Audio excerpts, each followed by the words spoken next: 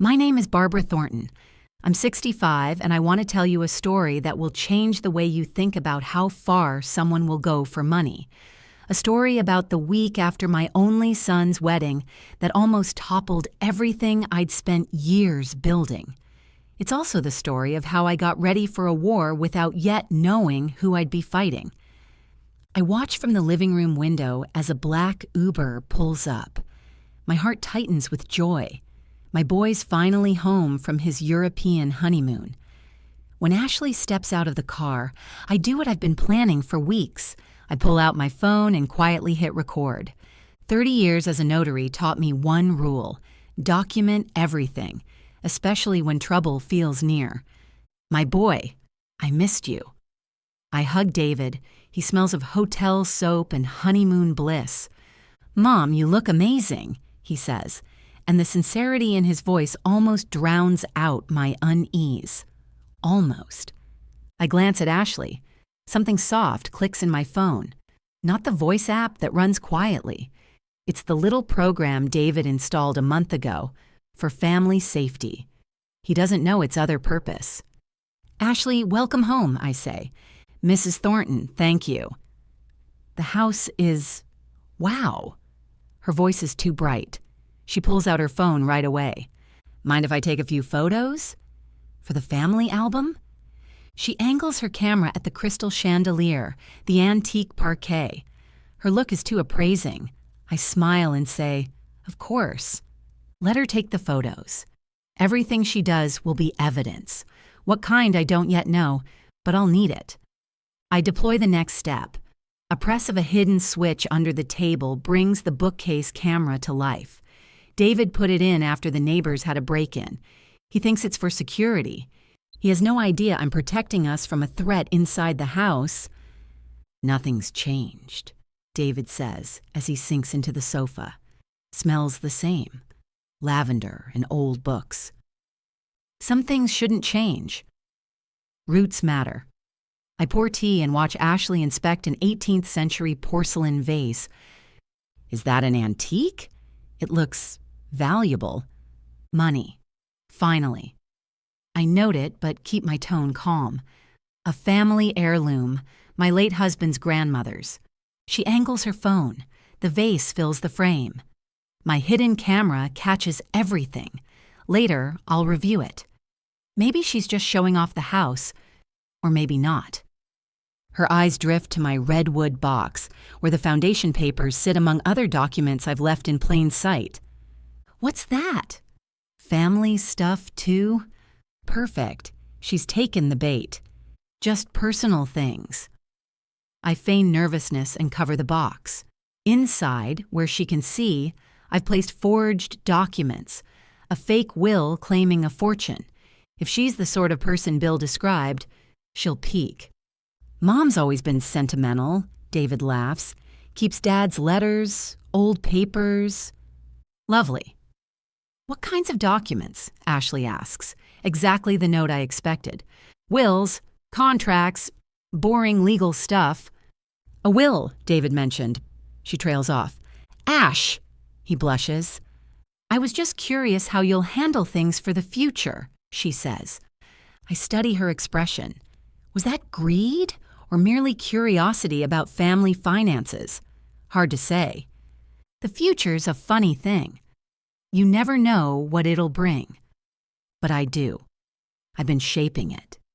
Every phrase, every small act has been part of a plan. I began when Bill, a private investigator friend, told me something about Ashley. Maybe Bill was wrong. Maybe people change. But I won't gamble with my son's life. They go upstairs. I quietly arrange the papers, so the fake will rest on top. If she peeks, she'll see $15 million. Their voices drift down. David tells a childhood story. Ashley answers in clipped phrases. Is she thinking of love or numbers? I clear the tea, casually leave the box ajar, call them to dinner. David comes down first, radiant. Ashley follows. Her eyes land on the box. The game has started. Whether she's an innocent bride or a calculating interloper, my plan is moving. But Bill's tip points to Ashley, and experience has taught me a warning. When every clue points one way, look the other way. What if she's only a diversion? What if the real threat comes from somewhere else entirely? Time will tell. For now, I will be the doting mother who knows nothing, and I will prepare for a war in which friends can become enemies. We sit down at the dining table, and I feel James watching us from the portrait above the mantel. His eyes seem full of warning, though perhaps it's only the candlelight playing tricks. I place plates of roast chicken in front of them. The recipe came from my mother-in-law, and I've been making it for 30 years. David has loved this dish since childhood. Tonight, I watch more than I eat. David talks about Paris. His eyes shine when he describes the Louvre. Ashley listens, nodding in the right places, but I notice her gaze drifting around the room. The silver candlesticks, the crystal glasses, the antique sideboard, as if she's making an inventory. "This house is stunning, Mrs. Thornton," she says, neatly cutting a piece of chicken. "David mentioned your father was an architect?" "Yes, James designed this house for us. Every detail was planned." I pause. "He always said a house should tell the family's story." "What story does your house tell?" There's something in her voice. Calculating? Or merely polite curiosity? That's an interesting question. If only she knew the story I'm preparing to tell. "A story of love," I answer. "James built this house as a gift for our 10th wedding anniversary." True, but not the whole truth. James also designed hidden niches and secret safes. "In case you ever need to hide something," he joked. Now his foresight might save us. "How much is it worth?" Ashley blurts out, then quickly adds, "I mean, the insurance must be expensive." David frowns. "Ash, that's an odd question." No, it's fine," I soothe them, though my pulse quickens. Around $3 million plus contents insurance. But you know what's interesting, dear?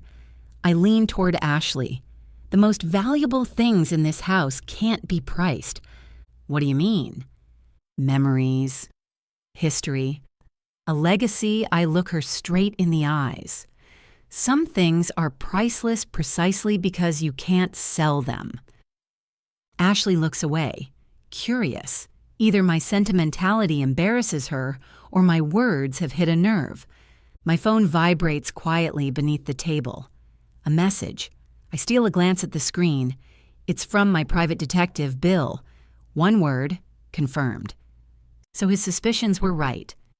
Ashley really did look for a wealthy husband through a matchmaking agency. But how far do her plans reach? And is she acting alone? "Mom, are you all right?" David asks. "Of course, dear." "I was just checking if I'd had a call from one of the charities." "A charity?" Ashley repeats a little too fast. "Yes, I sit on the boards of a few organizations. We help orphaned children. Mostly it's true, though not the whole truth. After James died, I learned how important it is to help those less fortunate." I watch Ashley's face. There's a flicker of something. Disappointment? As if my talk of charity didn't please her. "That's very noble," she says at last, but her tone is strained. "James always used to say, 'Barbara, money comes and goes, but good deeds remain.'" I raise my glass. "To the memory of good people." We clink glasses, and I notice Ashley's hand tremble. Almost imperceptible, but I see it. Nervous? Angry? "Tell us about your family, dear," I continue. "David hasn't said much." "There's not much to tell," Ashley answers quickly. "A normal family, middle class." "Are your parents alive?" "My mother is. I don't remember my father. He left when I was 5. There's pain in her voice, and for a second I feel sympathy. Maybe she truly is looking for a family, for security. Maybe my suspicions are unfair. But then she looks around the room again, her gaze lingering on the silver pieces, and my doubts return. "I understand," I say softly. It's hard growing up without a father.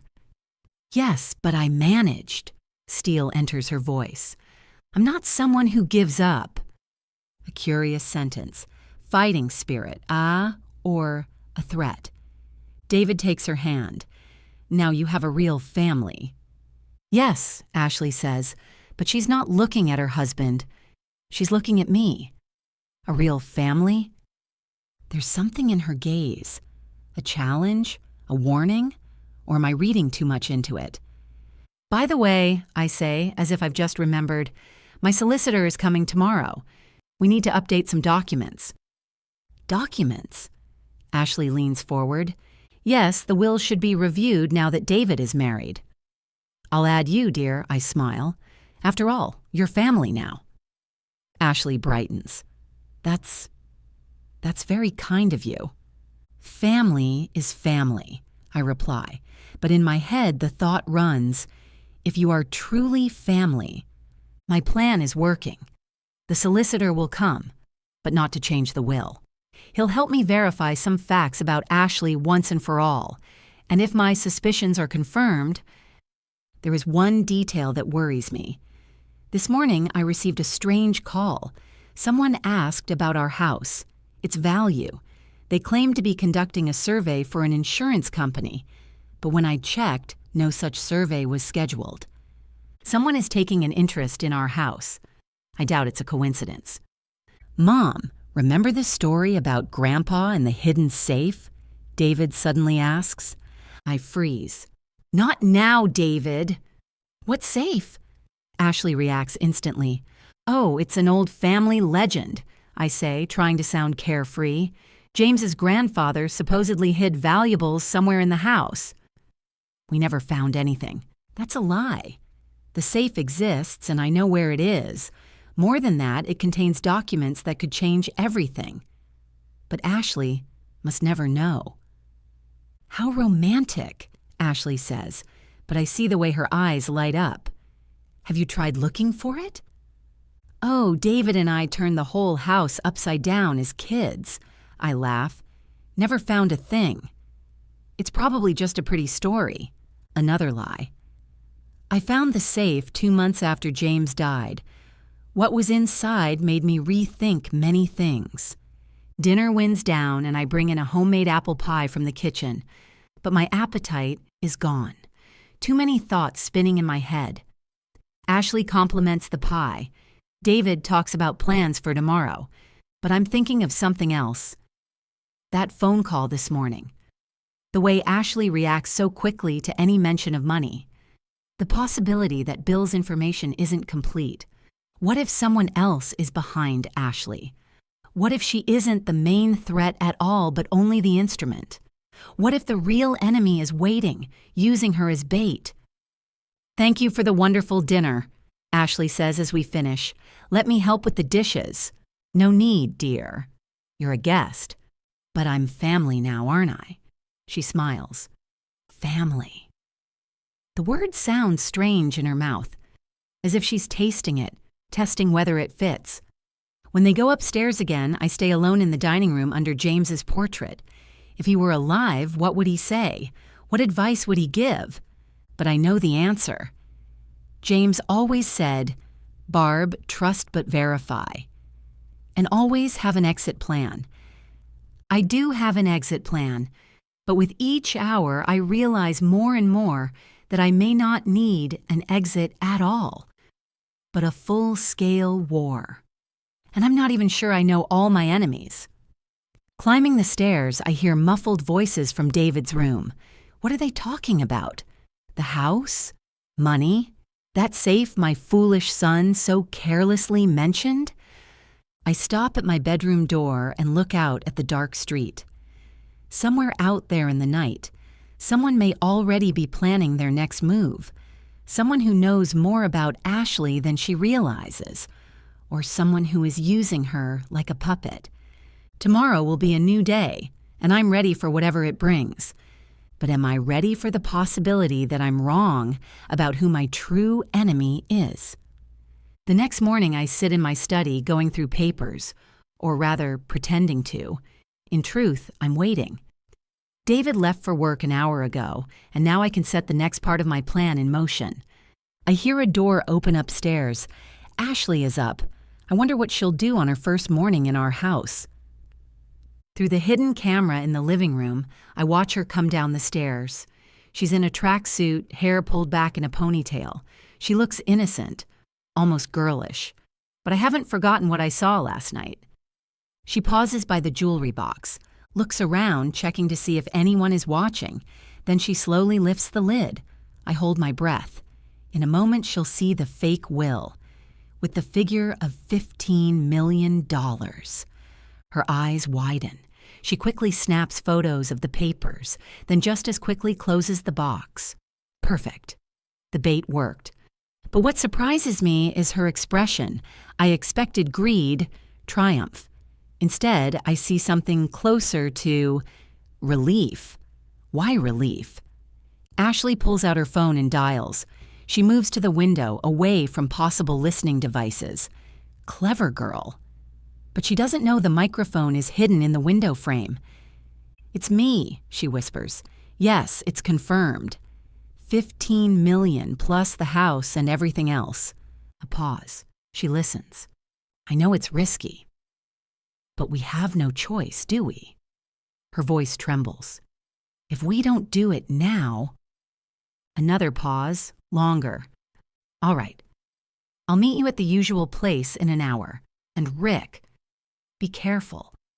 This woman isn't as simple as she looks." Rick. So she has an accomplice, a man named Rick. But what strikes me is her tone, not a conspirator's, but fearful, desperate. What if I've misjudged her motives? Ashley ends the call and heads for the front door. She calls out loudly, clearly for my benefit. "Mrs. Thornton, I'm going to the gym. I'll be back by lunch." "Wonderful, dear," I answer from the study. "Enjoy your workout."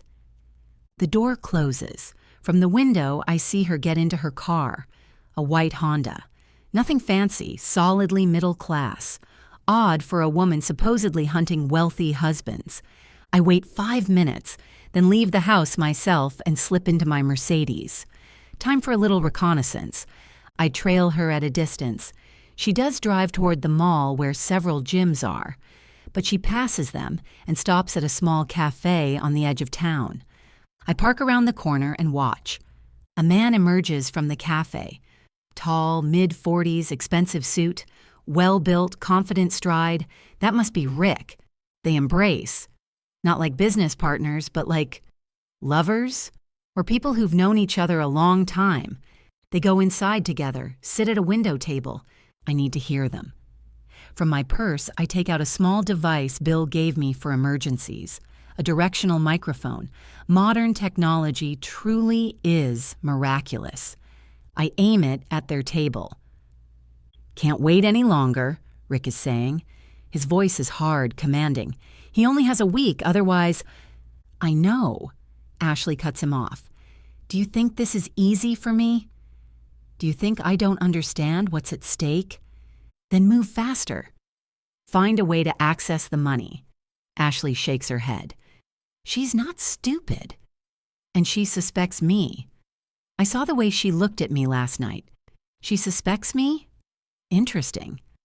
Perhaps my acting wasn't as convincing as I thought.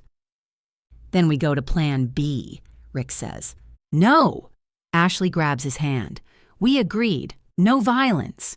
It has to look natural. Violence? Plan B?" My pulse quickens. "Ashley, sweetheart, time is against us.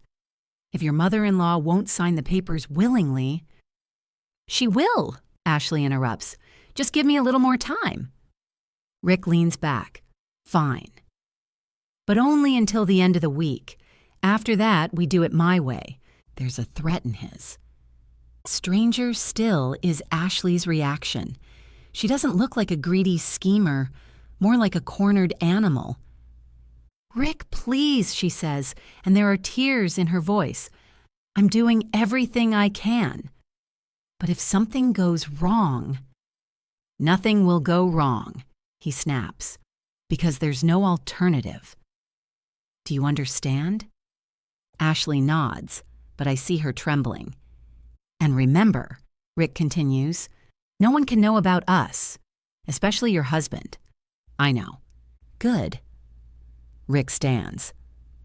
I expect your call tomorrow night, with good news. He leaves without looking back. Ashley remains at the table, her face buried in her hands. This changes everything. Completely. Ashley doesn't look like the mastermind, more like a victim. But a victim of what? And who exactly is Rick? I watch her wipe her eyes, fix her hair, and return to the car. The mask slides back into place. The smile, the confidence. But I saw what's behind it. Fear. I get home before Ashley. I sit in my study and replay what I heard. Plan B. Violence. No alternative. What if I've completely misread the situation? What if Ashley isn't after the inheritance but is being coerced? What if the real enemy is this Rick? But then why did she marry David? And what documents is she supposed to make me sign? Too many questions and too few answers. I call Bill. I need everything you can find on a man named Rick, I tell him. About 45, well-dressed, possibly connected to real estate or finance. That might take time, Barb. We don't have time, Bill, I add. And one more thing. Check whether anyone is threatening Ashley. Maybe she isn't who we think she is. I end the call and look out the window. Ashley is back. She steps out of the car, that flawless smile fixed on her face again. But now I know what hides behind it. The question is whether I have enough time to piece the whole picture together, and whether I can protect my family if I don't even know where the threat is coming from. I hear the front door open. Mrs. Thornton, I'm home. The workout was great. Wonderful, dear, I call. How was the gym? A small pause. Good. Very productive. An interesting choice of words. Productive. Yes, I think looking at the jewelry box with the fake documents. Very productive. But now I must decide whom I'm really helping and whom I'm declaring war on. Because in this game there are more players than I first thought. And not all of them are playing willingly. 3 days have passed since that morning in the cafe, and I can feel the tension in the house growing by the hour. Ashley has become nervous, distracted. David writes it off as adjusting to a new family, but I see the truth. She's waiting for something, or someone. Last night I overheard her talking on the phone in the garden, quietly, almost whispering. When I went to the window, she hurriedly ended the call and pretended she was just out for a walk. This morning, she barely touched her breakfast. David left for work worrying about his wife, and I was left alone with a young woman who is clearly scheming or being forced to do something. Ashley moves through the house like a ghost. She stops by the windows, checks her phone every 5 minutes. There is a desperate quality to her movements. Around midday, the phone rings, the landline. Ashley startles and looks at me. "Will you take it?" she asks, and there's hope in her voice. Hope for what? Of course, dear. I pick up the receiver. Thornton residence. Barbara speaking. A man's voice on the other end. A familiar voice. Mrs. Thornton? This is Rick Collins from Premier Realty. Rick. The same Rick from the cafe. My pulse speeds, but my voice remains calm. Yes, I'm listening. I have clients who are very interested in your house. They're prepared to make a very generous offer. Strange. My house is not for sale. There's a pause. Yes, I understand. But my clients are willing to pay well above market value. $4 million in cash, immediately. $4 million. For a house worth $3 million. Too generous, to be honest. Out of the corner of my eye, I see Ashley following the call with tense attention. Mr. Collins, my house is not for sale. Mrs. Thornton, I understand your reluctance, but consider it practically. $4 million would allow you to buy a lovely home anywhere and leave you comfortably off. Comfortably off, as if I'm some penniless old woman. Thank you for the offer, but I must decline. Another pause, longer this time. Mrs. Thornton, what if I told you I have some information that might interest you? Information about your daughter-in-law? My heart skips a beat. Ashley goes pale. What do you mean? I think it would be best if we met. In person. There are things better discussed face to face. I don't meet with strangers, I say, a cold, unpleasant laugh at the other end. Oh, Mrs. Thornton, I am no stranger. Ask Ashley. She'll tell you who I am. I look at Ashley. Her face is as white as chalk. I don't know what you mean. Then allow me to explain. You see, your dear daughter-in-law owes me a very large sum of money, and since she's unable to pay, well, let's say your house could solve her problems. Debt. So it's not greed, but debt. But debt for what? How much does she owe you? $2.5 million, plus interest growing by the day. An enormous sum. How does a fitness instructor rack up such debts? Ashley makes a desperate motion for the phone. I shake my head. And what will happen if the debt is not repaid? The pause turns ominous. Mrs. Thornton, I'm a businessman. In business, unpaid debts have consequences. The threat is clear. You're threatening my family? I'm only explaining the reality of the situation. Your daughter-in-law has 1 week to come up with the money. Selling the house is the easiest solution. 1 week. The same deadline they mentioned in the cafe. And if I refuse, then I'll have to use other methods of debt collection. Methods that may be unpleasant for the whole family. There's such cold certainty in his voice that it makes the hairs on my arms rise. Mr. Collins, you are making a mistake, threatening me. Oh no, Mrs. Thornton. The mistake was yours when you decided you could ignore your family's debts. Family. He calls Ashley family. But what right does he have to demand I pay for her debts? I have a question, Mr. Collins. Why my house? Why not something else? More laughter, even nastier this time. Because, dear lady, your house is the only asset we have access to. Thanks to your thoughtful daughter-in-law. I look at Ashley. She's crying silently, and suddenly I understand. She gave them information about the house, about its value, perhaps even the keys. So that strange call about the insurance. So all the questions about the house's worth. Ashley snatches the phone from my hand. Rick, please, she says desperately. I need more time. Time's up, sweetheart. Rick's voice hardens.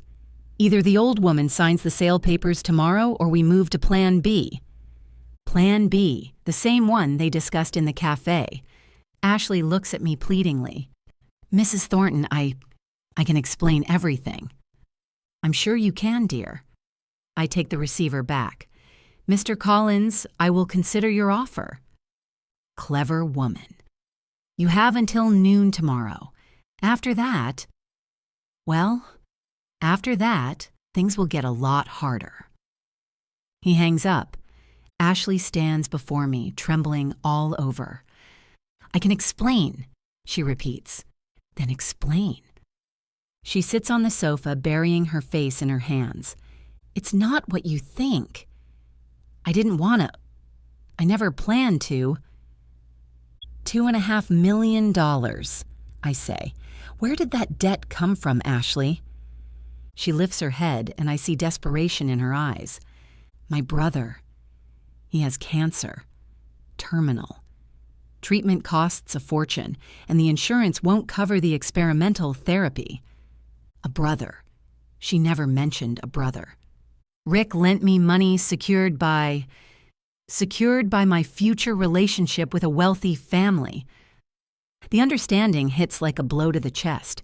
You married my son to get at the money. No, at first, yes. But then I fell in love with David. I really did. There is sincerity in her voice, but can I trust her? And now Rick wants his money back. Yes, and I don't have it. The only way to save my brother and protect David is your house. Protect David from what? Rick won't stop. If he doesn't get the money, he'll hurt not only me, but David. He's hinted at it. Tears stream down her face. I'm trapped, Mrs. Thornton. And now your whole family is in it with me. I look at this young woman who swore she loved my son and try to decide whether she's telling the truth or playing a part in another layer of the plan. But there is one way to check. Ashley, I say softly, show me your brother's medical documents. She raises her head. What? If your brother is really ill, you must have papers. Test results, hospital bills. She hesitates. They're with my mother. Of course. How convenient. Then call your mother. Ask her to send photos of the documents. No, she doesn't know about the debt. I can't involve her, or the mother doesn't exist. Or the brother. Or the cancer. But in Ashley's eyes, I see something that makes me doubt my suspicions. Pain. Real, raw pain. Either she's an excellent actress or she's telling the truth. Mrs. Thornton, she whispers, what are you going to do? Good question. What am I going to do? If Ashley is telling the truth, she's a victim, not a criminal. If she lies, she's playing a very dangerous game. And Rick, he is not a man to be trifled with. But there is one thing neither Ashley nor Rick know. What's in the real safe? What could change the whole game? Noon tomorrow, I say. So we have time. Time for what? Time to find out the truth, and time to prepare for war, because war is inevitable. The only question is who will win, and I intend to make sure it's us. After that call, I send Ashley to her room to collect herself. In truth, I need time to think and to make a few important calls. First call is to Bill. Bill, I need everything you can find on a man named Rick Collins from Premier Realty. And fast. Barb, I've already started digging. You won't like what I'm finding. Tell me. Rick Collins isn't just a realtor. He deals in usury under the cover of private lending. The interest rates are astronomical, and the collection methods, let's just say they're not always legal. So Ashley might have been truthful about the debt. But there's more, Barb. I checked Ashley's history. She does have a brother, Tommy, 27.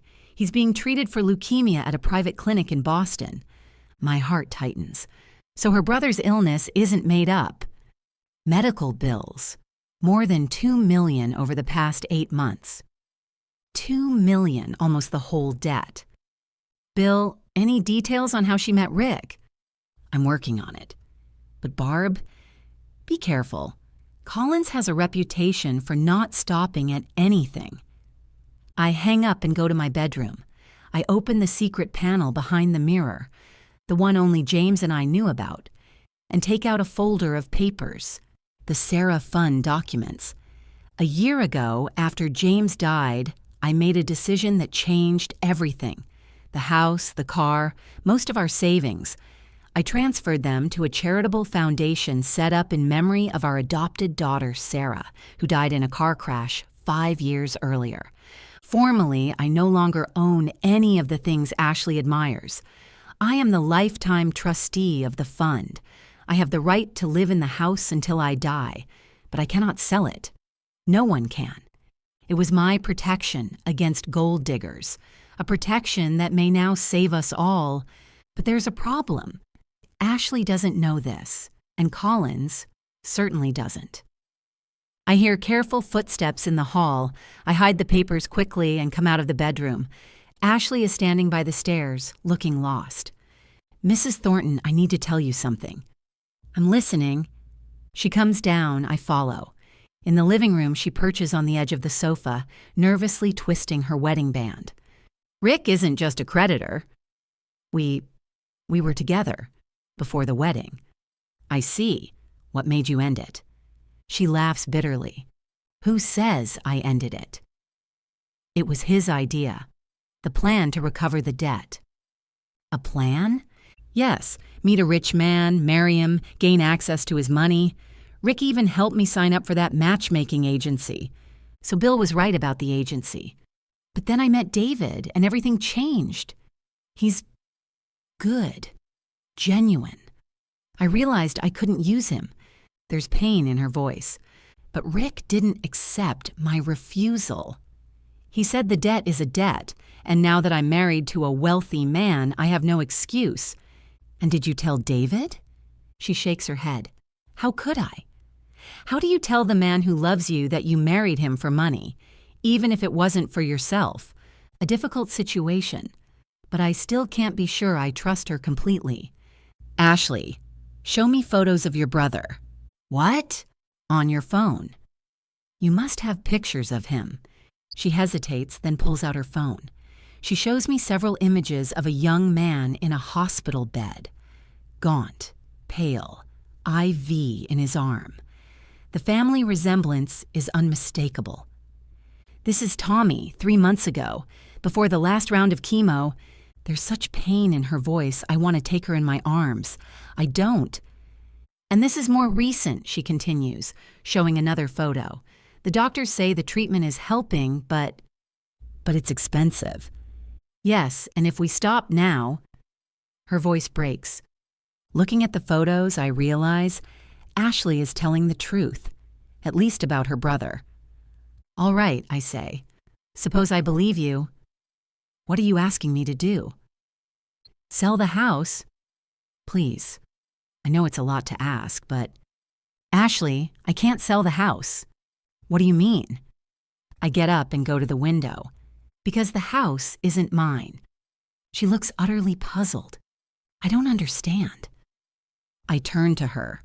A year ago, after James died, I transferred all our assets into a charitable foundation. The house, the savings, the car, everything. But why? She asks. Because I didn't want anyone to marry my son for money. Because I wanted love to be real. The irony hits me. I protected myself against women like Ashley. And now that protection could become a problem for all of us. So you can't sell the house? No, I'm only the lifetime trustee. After I die, the house will belong to the fund completely and will be used to help orphaned children. Ashley goes pale. Then we're all dead. Not necessarily. What do you mean? I have a plan, but it's risky. Tell me. I move closer and sit beside her. We'll tell Rick the truth. That the house does not belong to me. That it can't be sold. You're insane. He'll kill us all. Maybe. Or he'll realize he backed the wrong horse. And if he doesn't realize, then we'll have to use Plan B. You have a Plan B? I stand and look at her seriously. Ashley, do you really love my son? Yes, she answers without hesitation. More than life? Then will you help me protect him? Of course. But how? Tomorrow, when Rick comes, you tell him the truth about the house. Meanwhile, I'll contact people who can help us. Like who? I have connections, Ashley. 30 years as a notary teach you a thing or two. I know people in the police and the prosecutor's office, and I know how to document threats. But we have no proof. Not yet. But tomorrow we will. How? Because tomorrow I'll turn on the voice recorder. And when Rick starts threatening, we'll have everything on tape. Ashley shakes her head. It's too dangerous. If he finds out, there's a risk. But the alternative is worse. We sit in silence for a few minutes. The sky outside starts to darken. Mrs. Thornton, Ashley finally says, why are you helping me? After everything I've done? I look at her closely. Because I see that you truly love David, and because no one should have to choose between a brother's life and honesty. Besides, I think to myself, I have another plan. A plan Ashley mustn't know about. Tomorrow, I won't just turn on the recorder. Tomorrow, I'll find out how far Rick is willing to go. And if necessary, I have an ace no one suspects. An ace that could end this game once and for all. But for now, that remains my secret. Ashley, I say, tonight we tell David everything. What? No, I can't. You can. And you must. Because tomorrow we'll need his help. And if he can't forgive me, then we'll manage without him. But I think you underestimate my son. I hope I'm right. Because tomorrow we'll need the whole family, even if that family is built on lies that might turn out to be true. David comes home at 7 with a bouquet of flowers and a box of chocolates, his usual tenderness toward his young wife, which now feels almost painful to watch. "Hello, beautiful ladies," he says, kissing me on the cheek and Ashley on the lips. "How was your day?" Ashley pales. I realize it's now or never. "David, we need to talk." "Something happened?" His face hardens instantly. "Sit down, son." The next 30 minutes are the hardest of my life. Ashley tells her story, breaking down in tears, her brother's illness, the debt, Rick's plan. I watch my son's face shift through confusion, pain, anger, disappointment. "So you married me for money," he says when Ashley finishes. "At first, yes," she whispers. "But then what?" "Then you decided I was a sweet fool you could use." "David!" I snap. "No, Mom." He jumps to his feet, pacing. "Do you realize what this means? Our whole love, our wedding, our honeymoon, all of it was a lie." Ashley sobs uncontrollably. "It's not a lie. I love you, David. I never planned to fall in love, but I did." "How convenient," he spits. "You fell in love right when you realized there was no money." "What do you mean?" David looks at me. "Mom told me about the fund. About the house not belonging to her. Funny, when were you planning to tell me that?" I freeze. David knows about the fund? When did I ever tell him? "Son, what are you talking about?" He turns to me with a bitter smile. The world tilts beneath me. David knew. All this time, he knew. "And you said nothing?" What was I supposed to say? "It's your right to do what you want with the inheritance. I respect your decision." But then, why did you marry Ashley, knowing she might be after money? David sinks into a chair, looking exhausted. "Because I hoped I was wrong.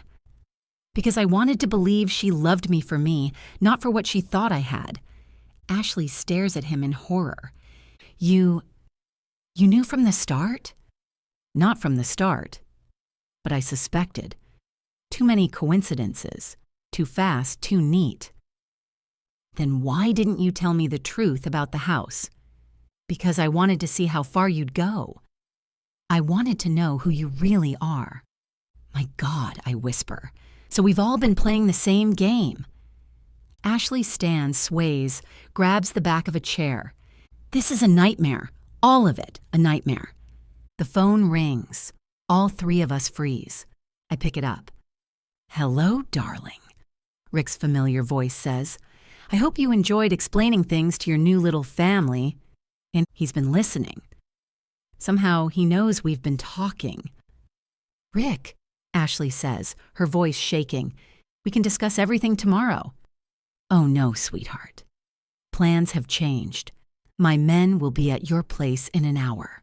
"What men?" "Men who'll help the old lady understand how serious this situation is. You see, I have reason to believe she might try to trick us." Ashley looks at me, panicked. "Rick, please." "Give us until tomorrow, as we agreed." "Sweetheart, you disappoint me. I thought you were smarter. But since you've decided to play games..." In the background, I hear car engines, men's voices. "1 hour, Ashley.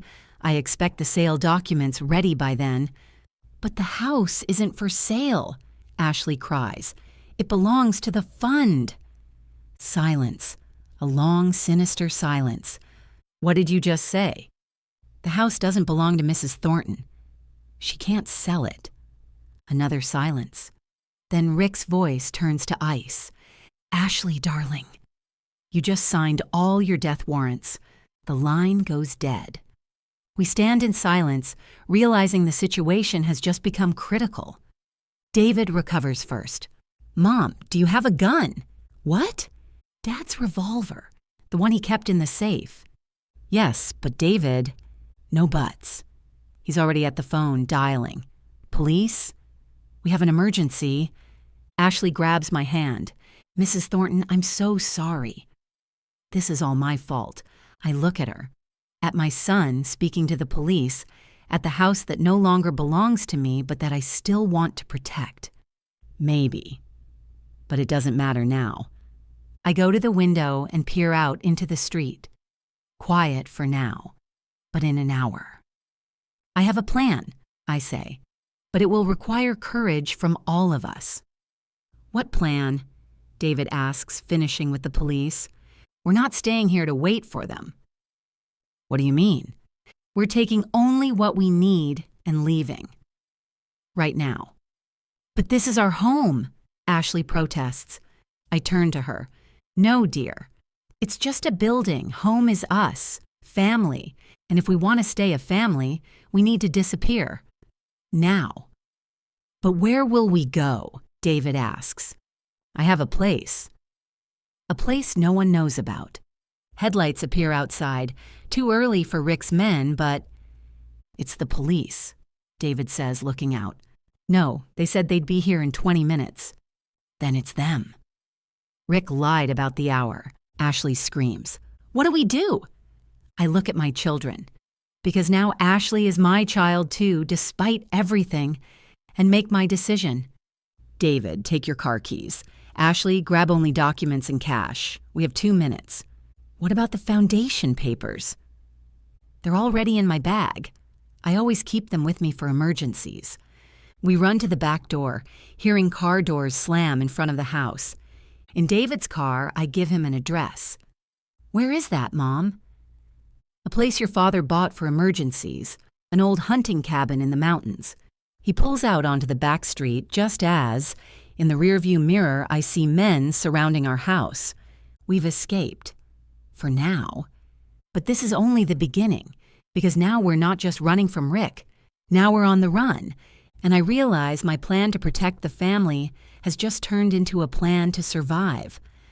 The hunting cabin is 2 hours' drive from the city, deep in the mountains where even cell service comes and goes. James bought the place 10 years ago, saying, "Every family needs a refuge in case the world goes mad." Back then, I thought he was paranoid. Now I'm grateful for his foresight. David drives in silence, his knuckles white on the steering wheel.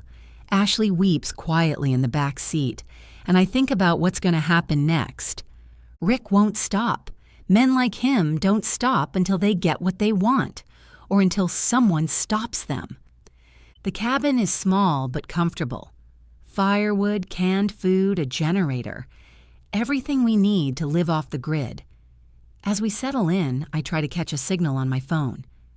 At last I reach Bill. "Barb, where are you? I've been trying all evening." "In a safe place." "What have you got on Rick?"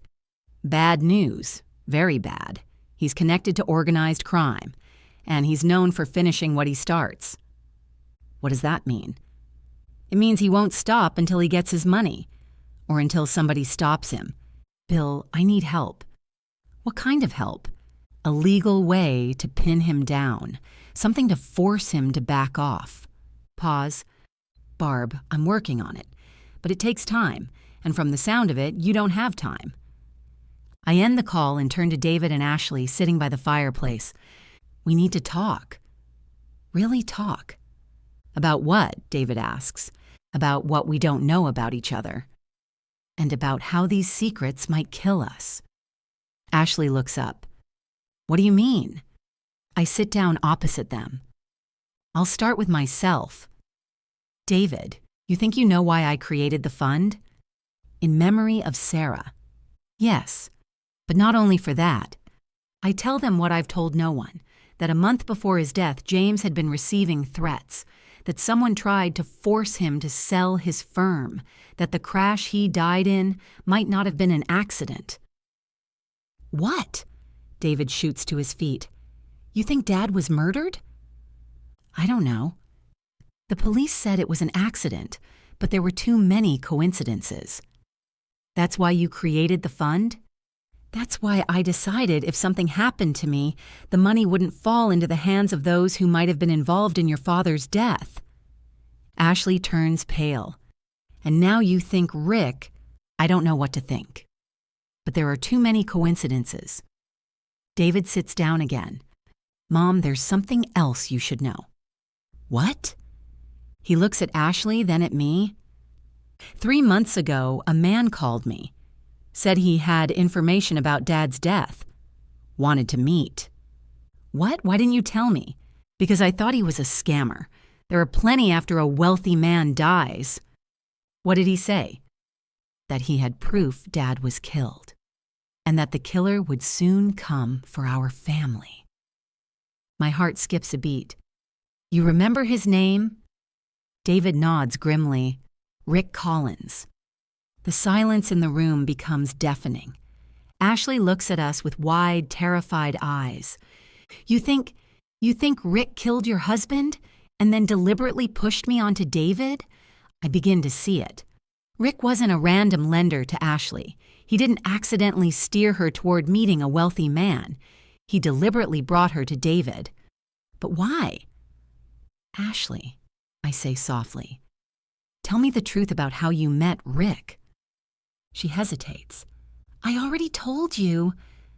The whole truth. She sighs. He showed up at the hospital where Tommy was. Said he wanted to help, that his foundation helps families with sick children. What foundation? Hope for Children. He showed me documents. Everything looked official. David and I exchange a look. Mom, he says, did you check whether such a foundation exists? I fumble for my phone and finally find a signal. A few minutes of searching and I find what I was looking for. Hope for Children does exist, but it was shut down 2 years ago for fraud. Ashley clutches her head. So he was lying to me from the start? It seems so. But the question is why he needed such an elaborate setup. I go to the window and stare into the darkness. If Rick really killed James, why wait a year? Why the complex scheme with Ashley and the debt? Maybe, David says, he was looking for a legal route to the house. Through inheritance? But he didn't know about the fund. Then why? Suddenly I understand. He wasn't after the house. He was after what's hidden in the house. What's hidden? Ashley asks. I go to my bag and take out the foundation documents, but not all of them. There's another folder I never showed anyone. Before he died, James gave it to me. He told me to open it only in case of emergency. I open the folder. Inside are photographs, documents, records. What is this? David asks. Proof that your father was investigating a corruption scheme in the city council, a scheme involving very powerful people. Among the documents, I find what I was looking for, a photograph of Rick with the mayor and several businessmen. Rick is not just a thug lender. He's part of a large corruption scheme. And James found out. And they killed him, Ashley whispers. And now they think I have the proof. And they want it. But why use me? Why such a complicated plan? I look at her intently. Because killing the whole family would draw too much attention. But if the young wife accidentally finds the evidence and hands it to the right people, everything would look natural, David finishes. Ashley gets up and paces the room. So my brother, his illness, is real. But Rick used your desperation. My God, all this time? He manipulated me, made me fall in love with David, made me marry him. He didn't make you fall in love, I say gently. That was real. How do you know? Because if it had been a game, you wouldn't have told us the truth. You'd have tried to see the plan through. David moves to Ashley and embraces her. We were all puppets in his game. But now we know the truth, and we have proof. What do we do? Ashley asks. What he doesn't expect. We go on the offensive. How? Tomorrow morning, we contact the prosecutor's office. We hand them James's documents. And then we make Rick make a mistake that will destroy him. But that's dangerous, David says. Yes, but we have no choice. Men like Rick don't stop. They must be stopped. I look at the papers in my hands, the documents my husband died for, documents that could save us all. The final game starts tomorrow, and this time I don't intend to lose. Morning greets us with a call I didn't expect. On my phone screen appears the name Ruby, my neighbor and best friend. Barb! Where are you? Your house is all taped off with police lines. What? Last night the police came, then some men in suits. They're saying there was an incident. The neighbors are panicking. My heart pounds. We left just in time. Ruby, I can't explain right now, but tell everyone I'm okay. Barb, what's happening? And where are you? In a safe place. Ruby, I need a favor. Anything. Remember you told me about your nephew, the one who works in the DA's office? Michael? Yes, he's an assistant district attorney. I need to meet him. Urgently.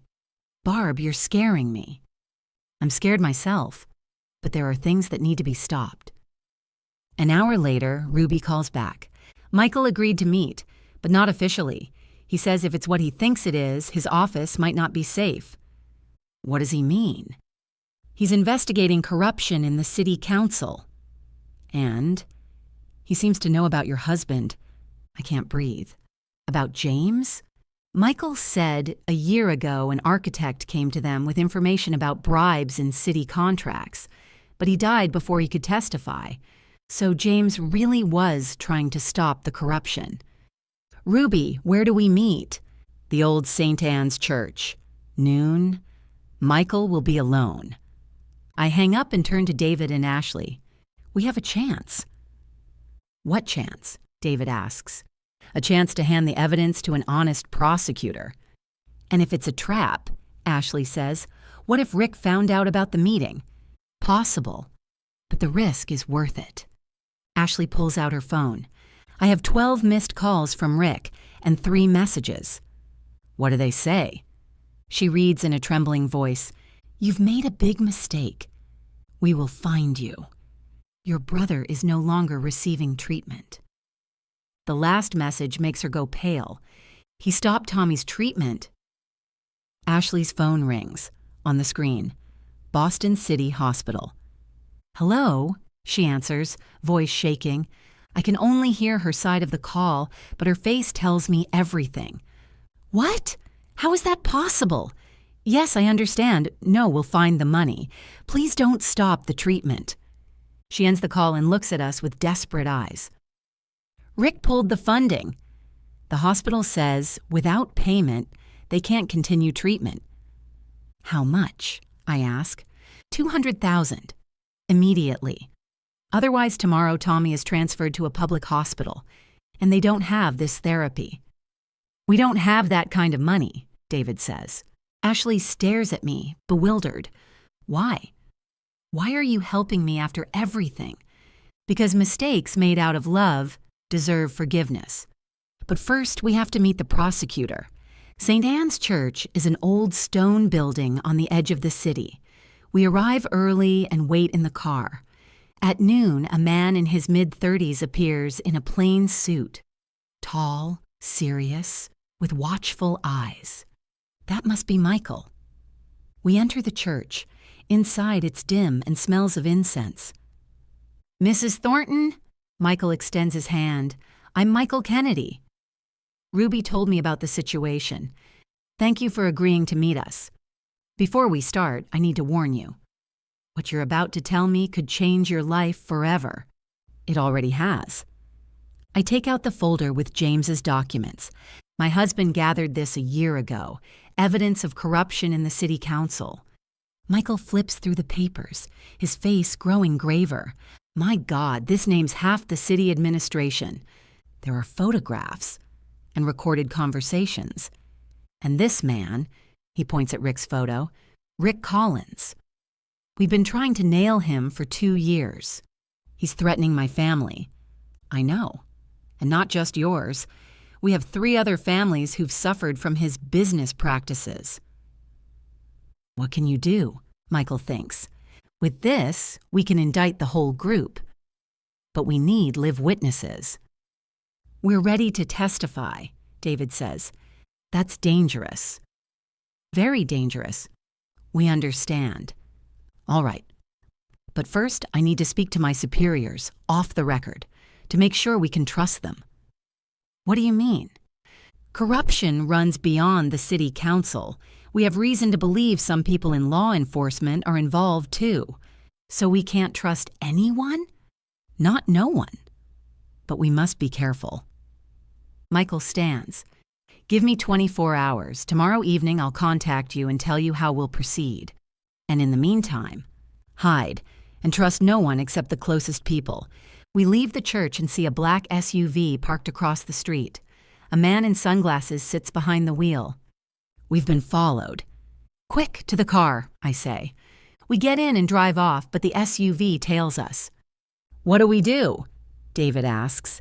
Head to the shopping center. More people there. In the mall's parking lot, we lose our pursuers in the crowd of cars. But we understand.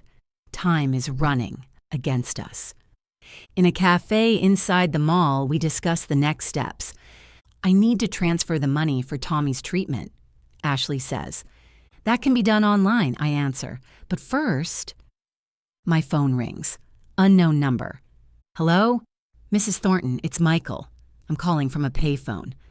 What's happened? Bad news. My boss was tipped off about our meeting. Someone inside is working for them. So you can't help us? I can. But only unofficially and very carefully.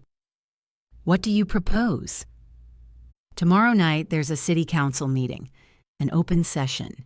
If you can present the evidence publicly there, that's suicide, maybe. But it's the only way to make the information public so it can't be buried. I'll think about it. Mrs. Thornton, be careful.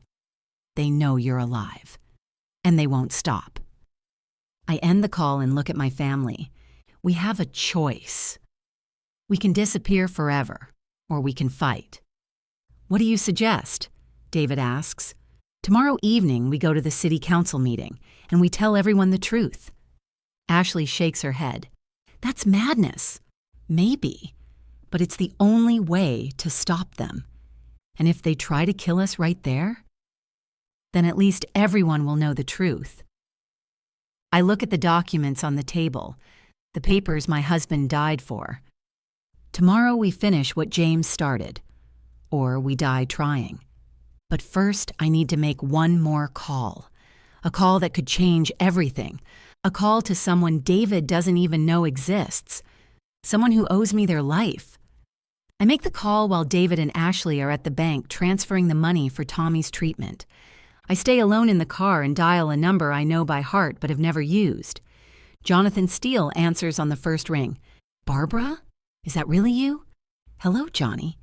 God, how many years? I thought you'd never call. I wouldn't have if it weren't desperate. Pause. What's happened? Remember you once said, if I ever needed help? Still good. What do you need? Jonathan Steele isn't his real name. His real name only I know.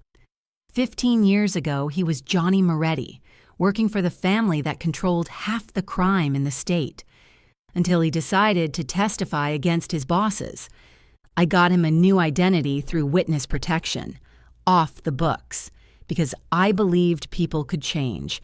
Now he's a successful businessman in another state, and he owes me his life. I need information on Rick Collins, and maybe protection. Collins? That punk's still at it? You know him. Knew him. A small-timer who thinks he's a big shot, works for the family, but they only keep him because he brings in money. What family? Torelli. Old enemies of my former bosses. So Rick really is part of organized crime. That explains a lot. Barb, what did he do to you? I tell him everything. James's death, the documents, Ashley, the threats. Son of a bitch, Johnny says when I finish. Listen, I can help. But it's gonna cost. How much? Not money. Information. Your husband's documents, they're important beyond local corruption. If there's a link to the family, you want to use them against the Torellis?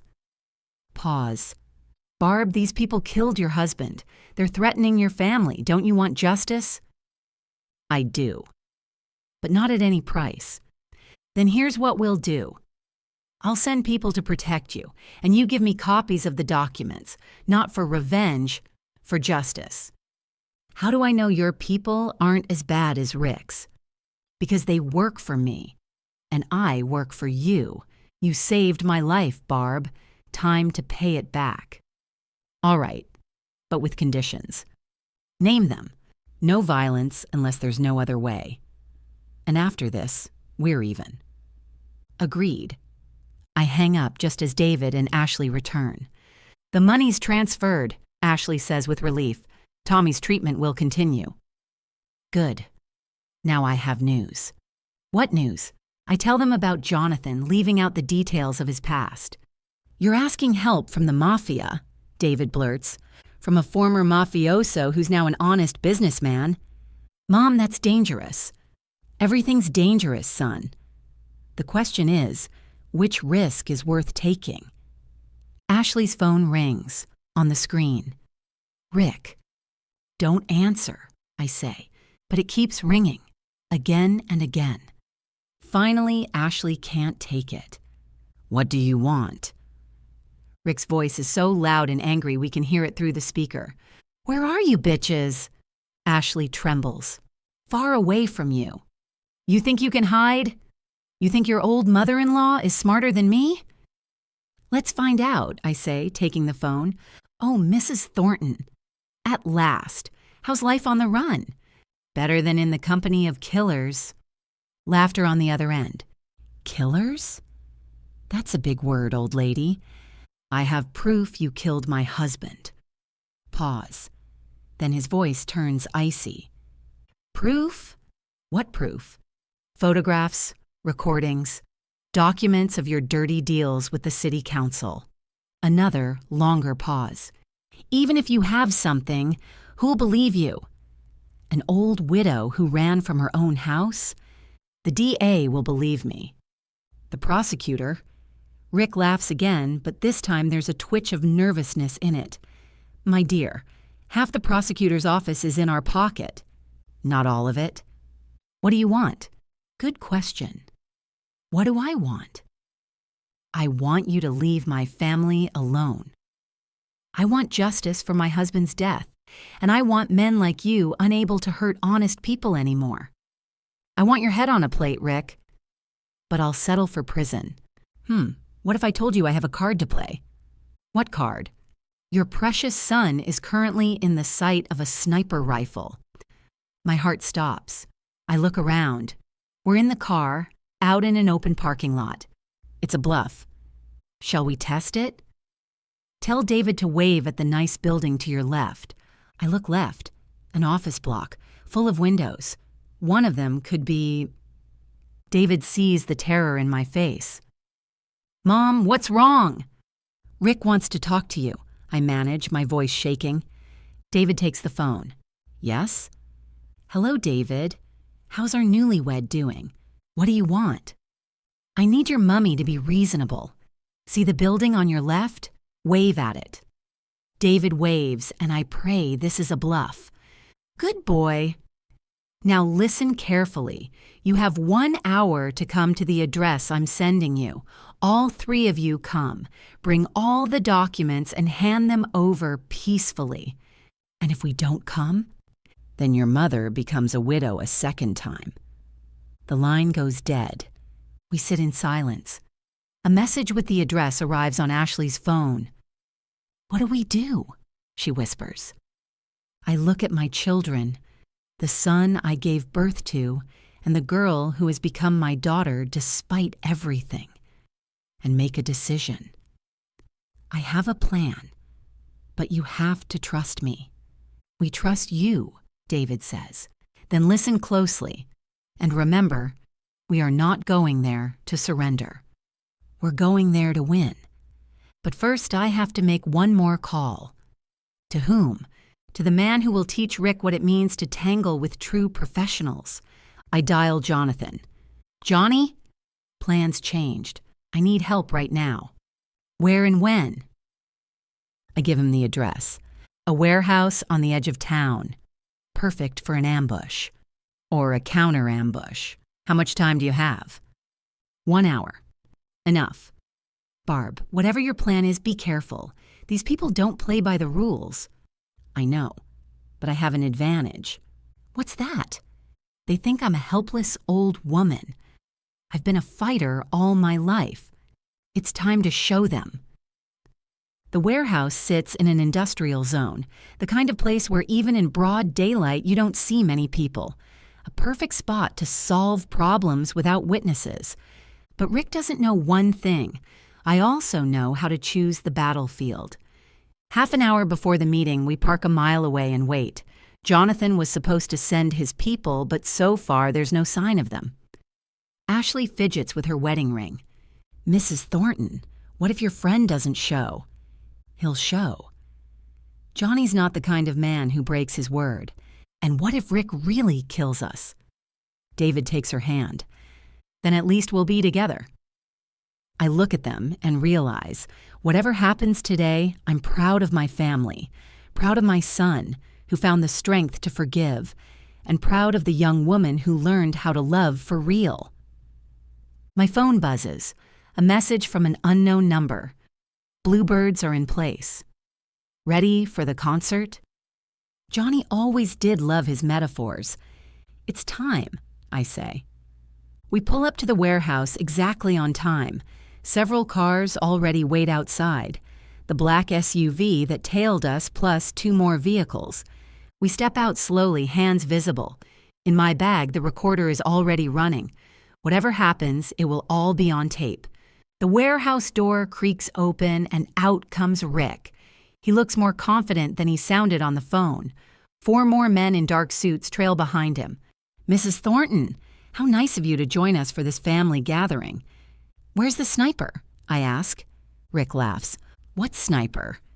That was a bluff, darling. Although, if necessary. One of his men flashes the pistol under his jacket.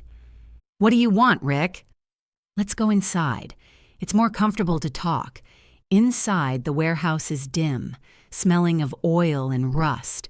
In the center, a few chairs are set up as if someone had staged the place for an interrogation. Sit, Rick offers. Let's talk like civilized people. Talk about what? You have something that belongs to me. I pull out a folder of documents, but not all of them. Only part. Is this what you're after? Rick reaches out, but I draw the folder back. First, tell me, why did you kill my husband? For a second, his face tightens. Straightforward as always. Your husband was an idealist, Mrs. Thornton, and idealists are dangerous to business. So you admit it? Admit it? He laughs. My dear, are you recording this conversation? Yes. Then let me be clear. I didn't kill anyone. Your husband died in a car accident. An accident. But you knew about his investigation. I did. And I tried to stop him. Offered him money to forget his little discoveries. And when he refused, someone else stepped in. Who? Rick glances at his men. People more powerful than me. People who don't like being disturbed. And now you want to destroy the evidence. I want to stay alive, Mrs. Thornton, as I hope you do.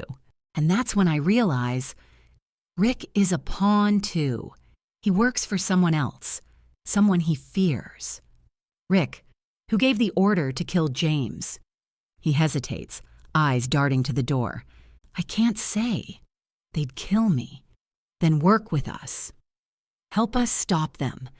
You don't understand. These people can't be stopped.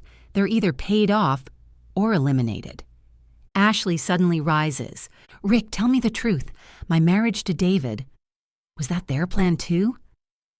He looks at her with something like regret. Not entirely. Your brother really is sick.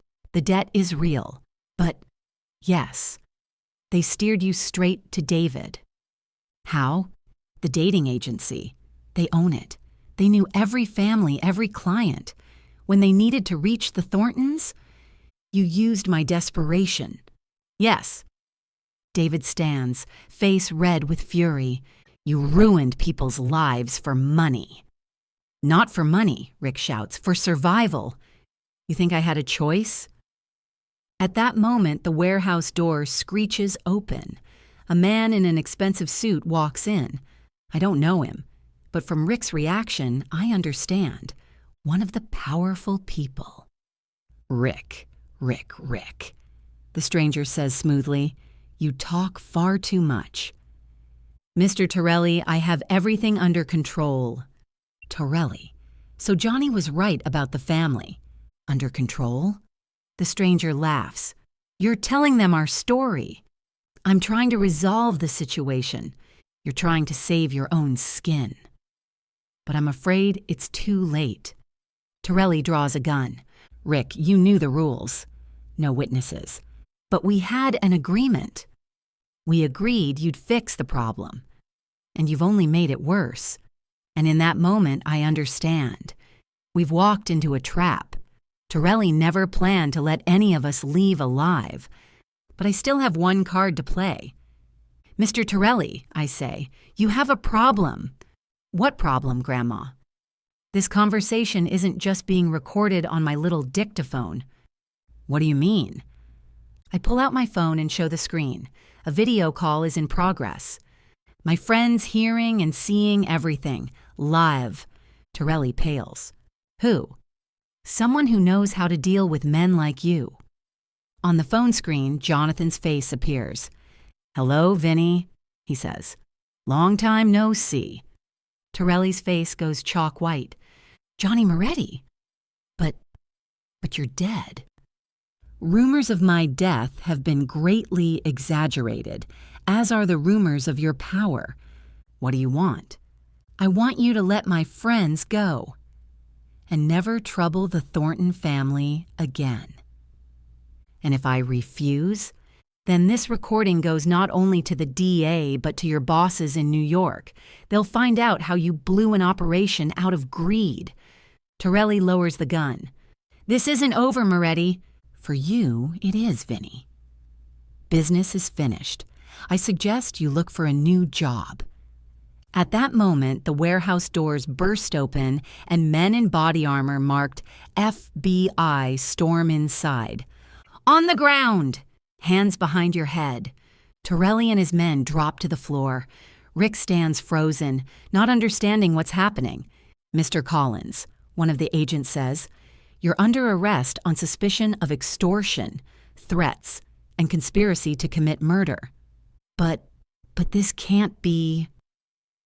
Oh, it can, I say. My friend doesn't just run a business. He's also an FBI informant. Jonathan smiles from the phone screen. Surprise, Vinny. Witness protection works both ways. Torelli glares at me with pure hatred. This isn't over, old woman. For you, it's over, Mr. Torelli. But for my family, it's a new beginning. Agents lead the prisoners out. One of them comes to me. Mrs. Thornton? Agent Johnson, FBI. We'll need your testimony. Of course. I have documents you'll want to see. Excellent. And congratulations. It's over. I look at David and Ashley, holding each other, crying with relief. Yes, I think. It's over. But it's really only the beginning. 2 days later, we return home. The police tape is gone. The house looks untouched, but something has shifted. Maybe it's us who have changed. Ashley drifts through the rooms like a ghost, still unable to believe the nightmare is over. David tries to go back to normal, but I see him flinch at every unexpected sound. And I keep thinking about what Agent Johnson told us before we left. Mrs. Thornton, the case isn't fully closed yet. Torelli and Rick are in custody, but the corruption network is bigger than we thought. How much bigger? We've found ties to judges, prosecutors, even some federal officials. Your documents helped us grasp the scale of the operation, so there could still be threats? Possibly. We'll provide protection, but be careful. Now, sitting in my study, I understand. We won the battle, but the war may go on. The phone rings. I jump, but the name on the screen is familiar. Bill. Barb, how are you? Alive. Safe. What do you have? Interesting news? Remember you asked me to check who called about the house insurance? Yes. It wasn't Rick, and not anyone from his people. What do you mean? The call came from a law firm, Smith and Partners. I don't know them. I do. They specialize in estate law, and they've just opened a case concerning your will. What case? My will is perfectly in order. Someone is challenging your right to dispose of the property, claiming you have no legal heirs. That's absurd. I have David. Barb. The papers were filed in the name of Sarah Thornton. My world shatters. That's impossible.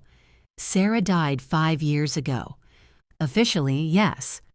But someone claims otherwise. Sarah, our adopted daughter who died in that car crash, the reason I created the foundation, the girl who... Bill, I need all the documents now.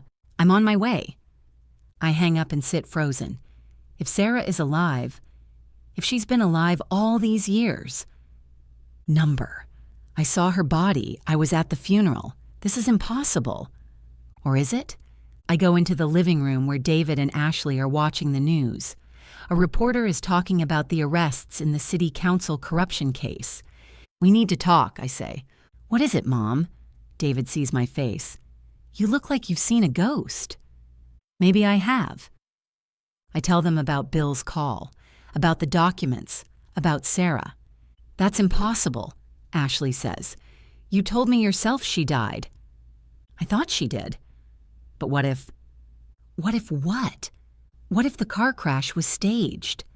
What if someone wanted us to think Sarah was dead? But why, David asks. I don't know. But if she's alive, I have questions. A lot of questions. A knock at the door interrupts us. It's Bill holding a folder of documents. Barb, you need to see this. I open the folder. Inside are official court papers.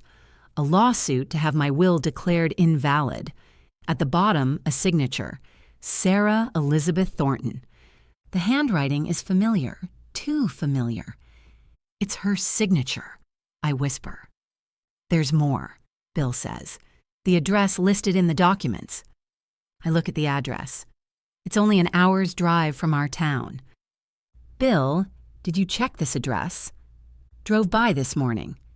Small house, neat garden, and a woman about 35 who looks very much like the photos of Sarah in your home. My heart pounds so hard it hurts to breathe. She's alive. Sarah's alive. But why hasn't she contacted us? Why let us believe she was dead? And most importantly, why try to take the inheritance now? Mom, David says, what are we going to do? The only thing we can. We'll go to her and find out the truth. What if it's a trap? Ashley asks. After everything that's happened... Maybe. But I have to know. If my daughter is alive, I have to see her. Bill shakes his head. Barb, this could be dangerous. Too many coincidences. My whole life is coincidences, Bill. It's time to find out if they're really coincidences. An hour later, we're driving down an unfamiliar road.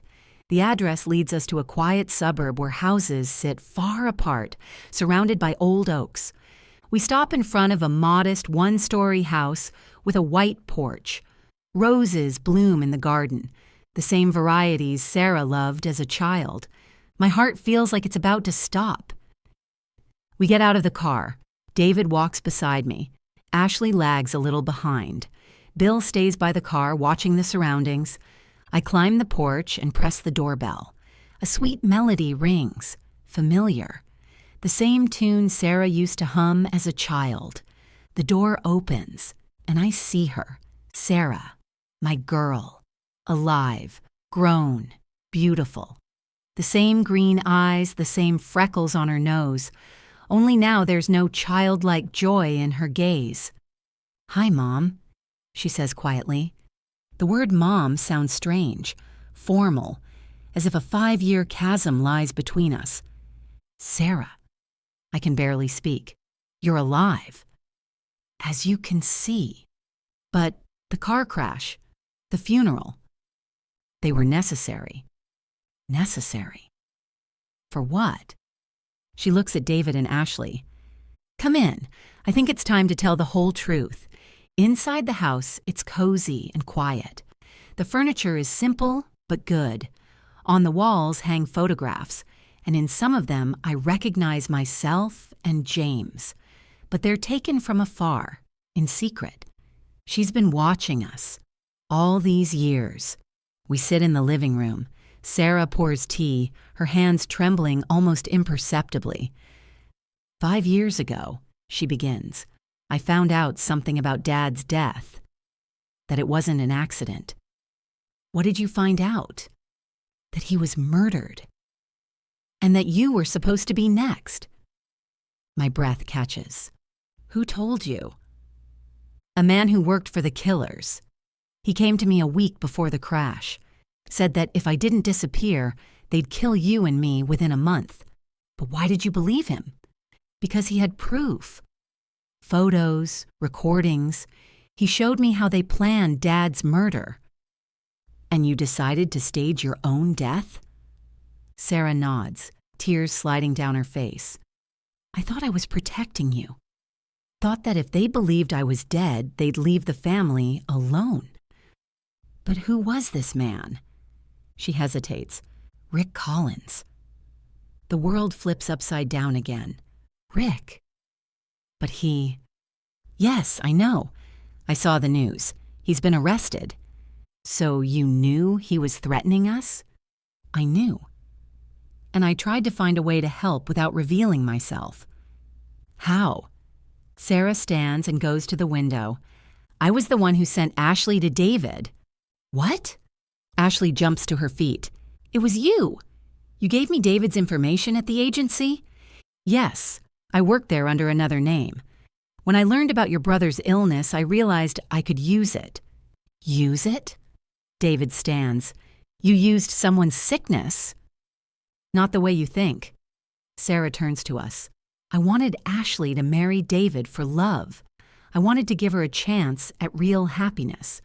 And at the same time, get access to information about the family." Sarah stays silent. "I had to know what was happening. Had to protect you even from a distance." "Protect?" I stand. Anger boils inside me. "You let me think my daughter was dead. You let me grieve for 5 years." "I know. And I'm sorry. But I thought." "You only thought about yourself." "No," Sarah cries, and there's so much pain in her voice I stop. "I thought about you.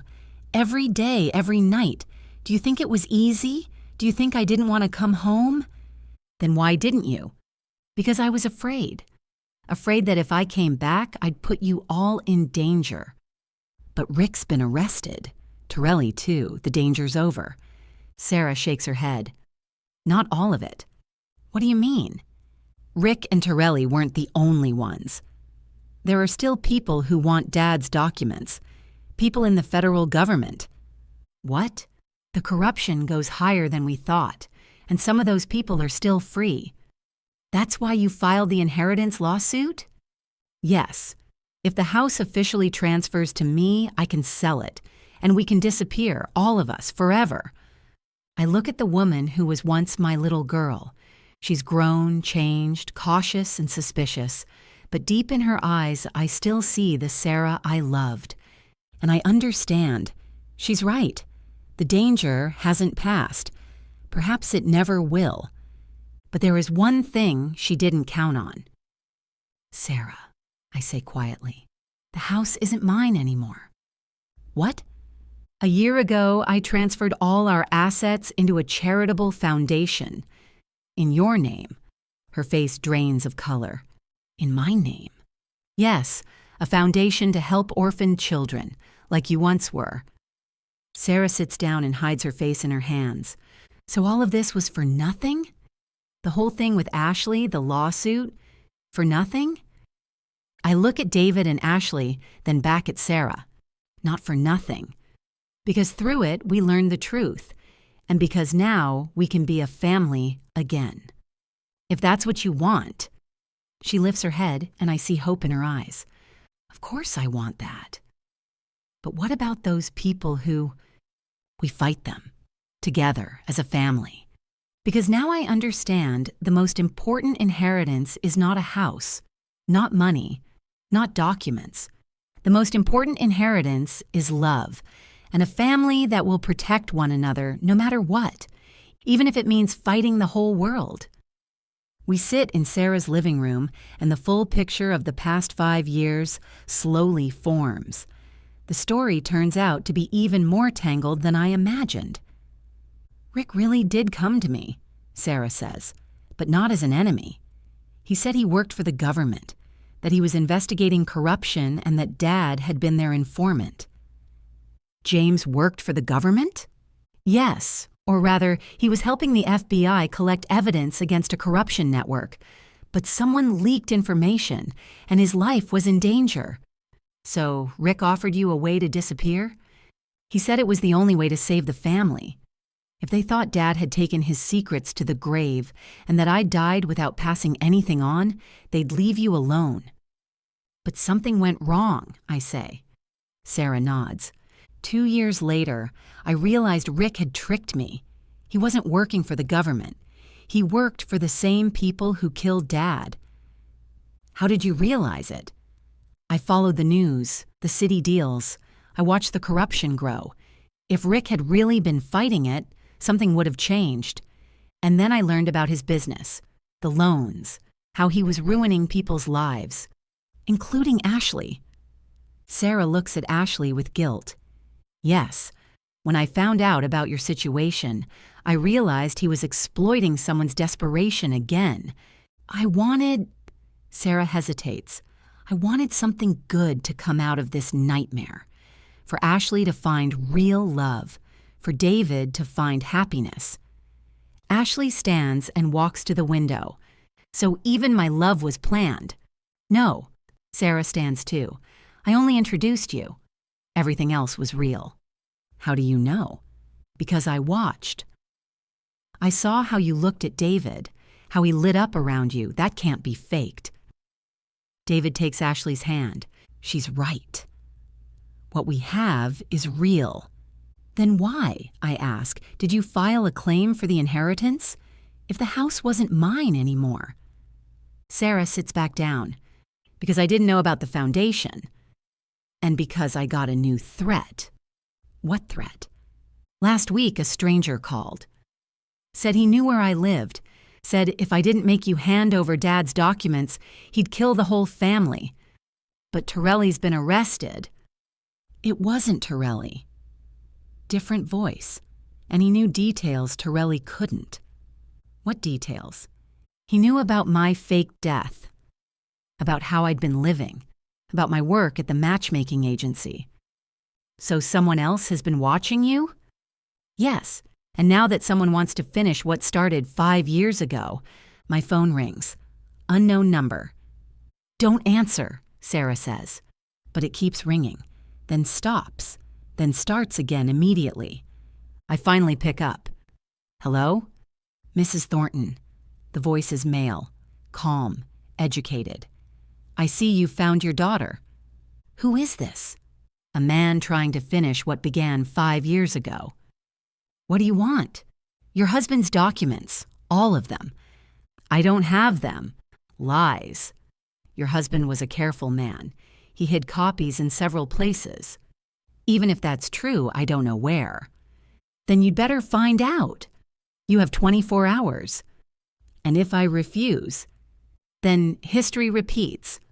First your daughter, then your son, then his wife, and finally, you.